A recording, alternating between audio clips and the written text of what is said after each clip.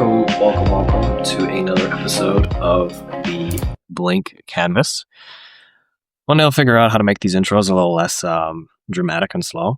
I feel like it helps me kind of set a pace before I start, going on and on.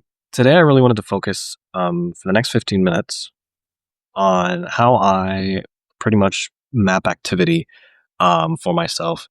So Blank Canvas is a really big project around accessibility and AI. And part of that process is figuring out how to meet people where they're at and how to create tangible blueprints that they can use to build with AI.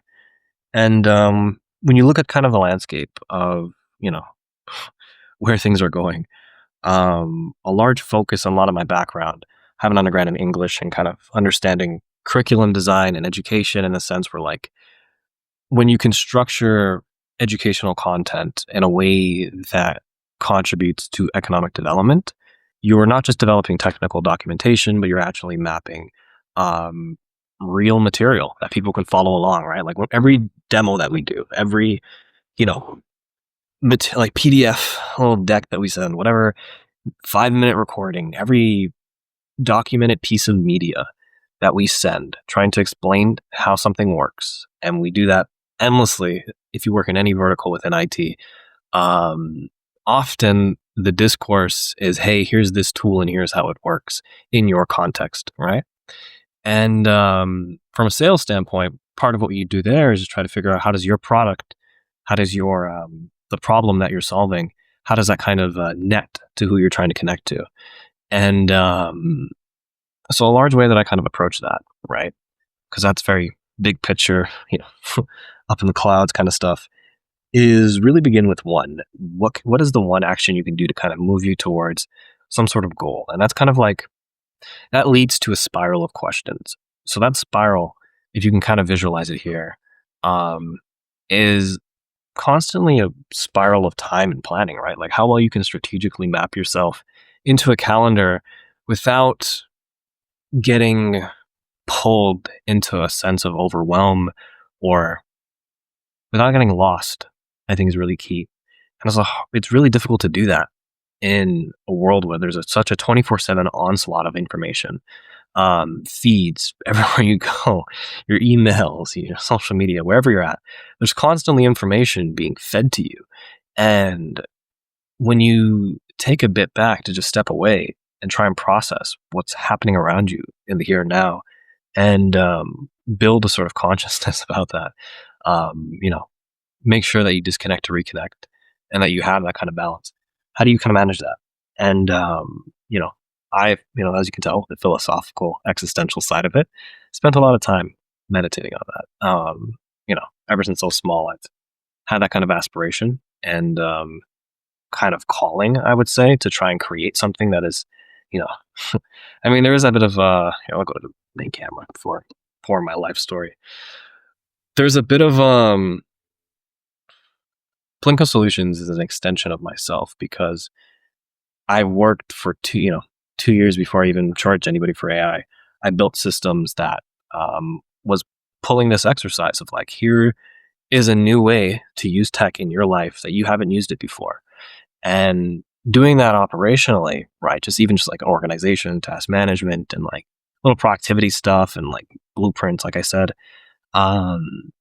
they each hold a little sprinkle of the ability to transform and change basically far beyond that you can imagine, kind of like a butterfly effect.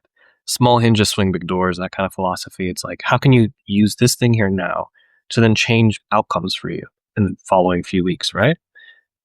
That's really what I look at, So with that kind of framework, what are tools that we can use in the here and now to actually make a difference? We have a finite amount of time throughout a day, right? And for me right now, I've spent a large part now just like ideating on how I can create more, not just in my business and vocation, but in my character, in my health, my well-being. And, I feel like those meditations allow me to kind of pave a sort of long path for myself. And I know that with creating on YouTube, creating in public, whatever platform, there's a capacity to actually get these tools in front of more people. I've been for the longest time notepad and note like I have a pencil and a napkin, sitting wherever, and just putting shapes down. People are like, "Why are you drawing these pictures, these little doodles?" And honestly, I look at it as the ability to create something material that people can use. All that prelude to say, I'm really focused on how I can introduce more of myself into the process, and I don't think that's something consciously I can do um, to the fullest extent strategically. And I'm kind of understanding that. Like you kind of part of it is just throwing on a camera, recording, speaking your mind. And yeah, I'm embracing more of that. I think it's going to be really nice. Therapeutic. Um, the next piece I want to do is kind of introduce more of the inspiration behind the business model. So for those that aren't familiar, the school community, is a project by Alex Hormozy and his team that pretty much is like a subscription service to build a community to then potentially get startup funding, right? And he's a big management consultant, has a portfolio company, all that jazz. And Alex Hormozy, backing this, a recent thing that kind of happened with this is one guy within the automation industry that I've been following, which I'll give this community definitely Nick Sorayev. And I will say here, I'll pull up his stuff. Got 5 minutes on the timer.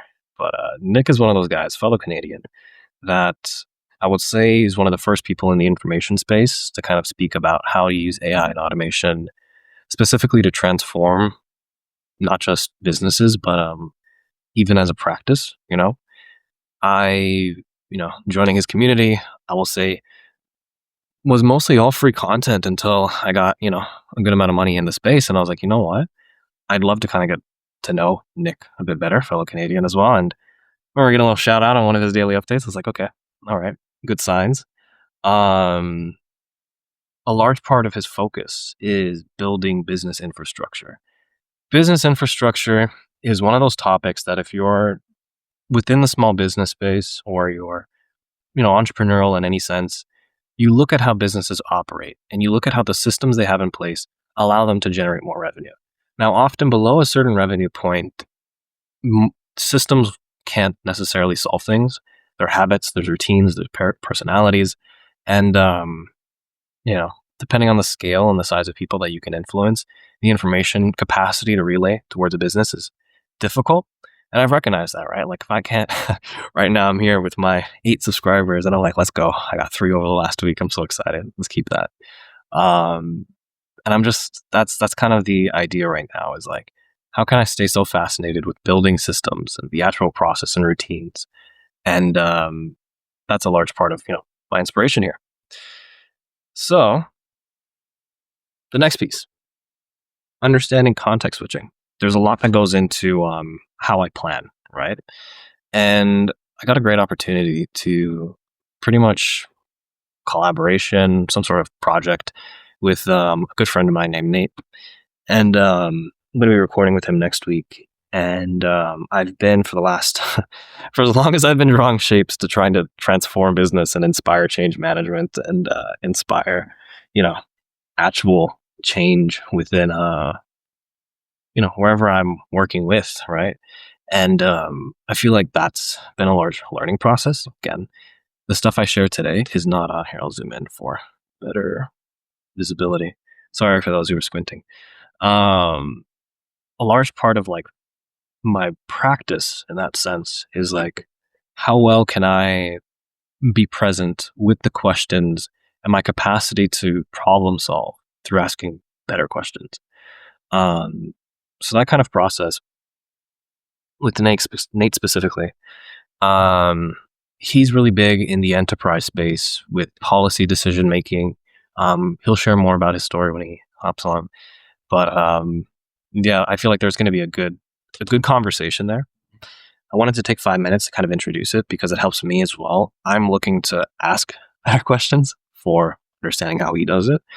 And, these are the kind of questions I have. If there's anything in the comments as well, I welcome it, for the 8 subscribers, let me know. I'm sure there will be even more as this thing grows. And from there too, I imagine this is one of those things where like, I have built such a great kind of, I will say like I've learned a lot, and I'm grateful because of that. And with his insight over time, I've been able to experience change and transformation in real time economically. So with that, I have a lot of inspiration with, you know, and yeah, that's pretty much that. I feel like the piece that I wanted to introduce here is this last little, call it 5 minutes. We'll talk. So this little timer, Pomodoro timer, you can, I'll show you what happens here. This thing is like $20 on Amazon. And people are like, why are you going to go buy a timer? What's the point of that? What are you going to do with it? And I'll say, once I got this, that's when I registered sole proprietorship. And then I realized, I knew it beforehand. Like I've worked in startups in a decent capacity. And I was like, this will become my life. This is something that, like, my routines, my habits, my way of living, the way that I conduct time, the way that I, take control over my own schedule and my capacity to create, the more I'm able to actually generate. And I feel like with that, I've been able to look far in the sense of, like, how do I want to handle overwhelm? How do I want to handle scheduling and understanding that capacity and asking questions and the power of a minute? You know what I mean? So for me, I like to schedule things in like 5 minute, like, kind of increments. So for me, with the timer, this took me, 10 minutes right now, 10 to 15 minutes to record. The planning I did for it took me another 10 to 15 minutes. So that's 30 minutes in total, kind of right here. And then for me, I know that I have to do a recording schedule and queue. So that's going to take me about 15 minutes. So combination of, I want to say this. And then I have this now to actually schedule in the next hour. This is one method, right? You can use this to kind of get into a deep focus of creativity. I feel like when it comes to context switching, we experience something called limbic friction, which is a physical resistance. Like they say that people, one thing I've learned from studying Nick as well is when you're doing something, do that. You know what I mean? Like, go back to the camera. Yeah, if you're going to be there. Like, whatever you're working on, work on that. When you switch to different contexts, the time spent to even switch back often draws an additional like 5 to 10 minutes on average. With that in mind, if you think about the number of things you have to do throughout a day, based on your responsibilities and what you've committed to, your ability to plan out 15 minutes is directly correlated to that. And if you have the capacity to do that, it's a great privilege. And as you get more capacity to generate more time for yourself, like, that's a amazing thing to gain. And that's kind of what this process has been like. I remember using this back. This is a journal note. I'll show you one more time. This little graphic here. Without these written text is additional, but this little spiral here, I'll zoom in. It's a little graph of sorts, But you can imagine I'm drawing this on a napkin, right? I'm in the middle of nowhere.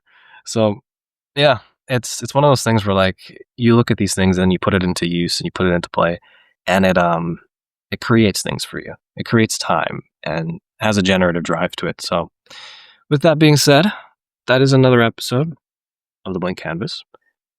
Join us tomorrow, story or less, as we dive deeper back into the market research and more of the business side of things. Until then.